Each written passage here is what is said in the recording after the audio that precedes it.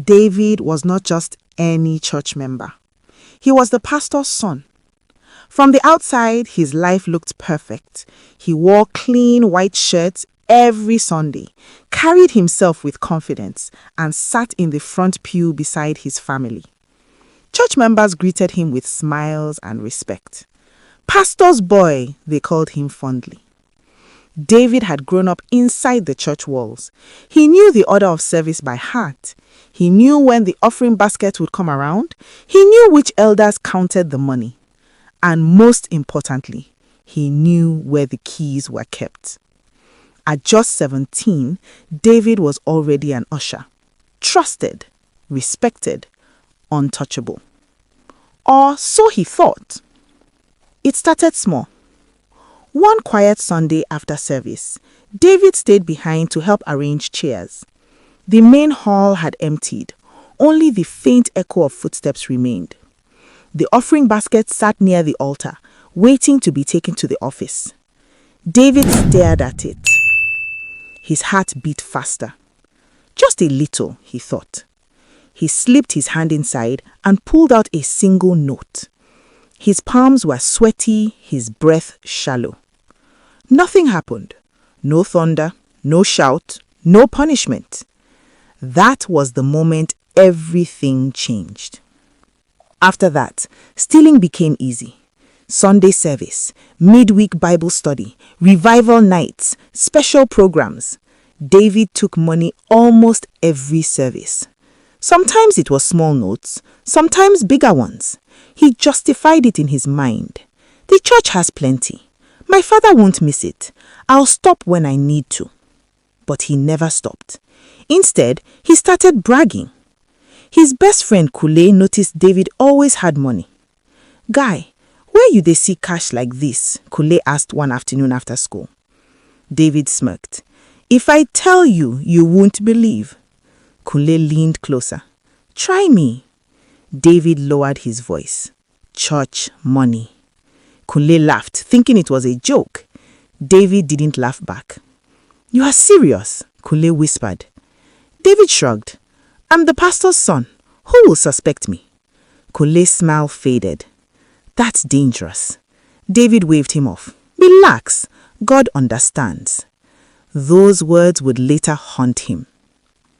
One Sunday, after praise and worship, the assistant pastor stepped forward.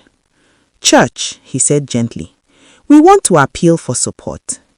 David barely listened until he heard the name. Sister Peace has been hospitalized for weeks. She needs urgent surgery. The church has decided to assist her financially. Mamas filled the hall. David froze. Sister Peace. She was a quiet woman, a cleaner in the church, always smiling, always early. She sometimes slipped David sweets when he was younger. "We have started raising funds," the pastor continued. "Please give as God lays it on your heart." The offering basket came around. David didn't take anything that day. For the first time, his chest felt tight. Over the next weeks, announcements continued. "The funds are still not complete. We are trusting God. Please remember Sister Peace in your prayers." David avoided the offering basket, but the damage was already done. At night, he couldn't sleep. He began counting in his head. How much have I taken? How many Sundays? How many revivals? The number scared him. Kule noticed the change. "You okay?" David nodded, lying. But guilt has a way of growing louder. One Thursday evening, David returned from school and found his house unusually quiet. His mother sat on the couch, eyes red. "What happened?" David asked. She inhaled deeply. "Sister Peace passed away this afternoon." The room spun. David felt his knees weaken. "Passed away," he whispered. "The surgery couldn't happen in time. There wasn't enough money." David staggered backwards. He locked himself in his room and collapsed on the bed. The truth hit him like a blow. "I took that money." David didn't sleep that night. Every note he had stolen replayed in his mind. Every laugh, every careless justification, every time he said, "God understands." He remembered Sister Peace's smile, her quiet, "God bless you." And now she was gone. Not because of fate, but because of him. The church was full on the day of the burial service. The atmosphere was heavy. During announcements, the assistant pastor spoke again. "We want to thank those who gave. Unfortunately, the funds raised were not enough to save our sister." A pause. There was a shortfall. David's heart pounded. "The church is reviewing how funds are handled moving forward," the pastor added gently.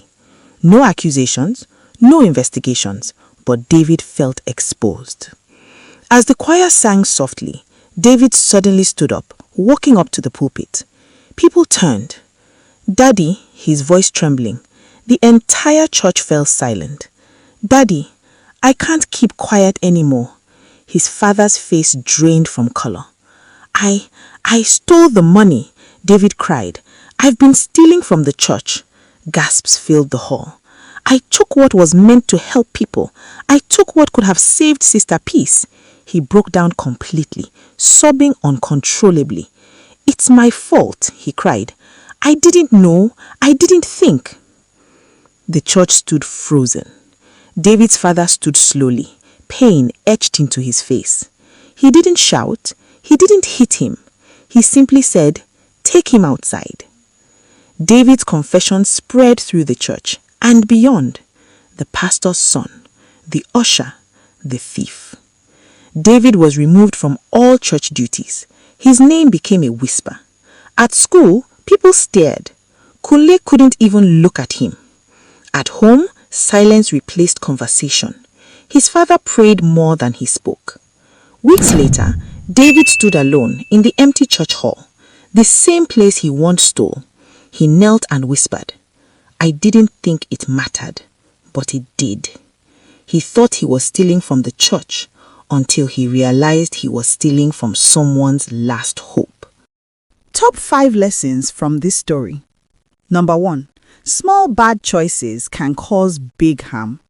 What felt like just taking little money ended up affecting someone's life in a serious way. Number 2. Being close to church doesn't mean you have good character. Going to church, serving, or being a pastor's child doesn't automatically make someone pure. Number 3.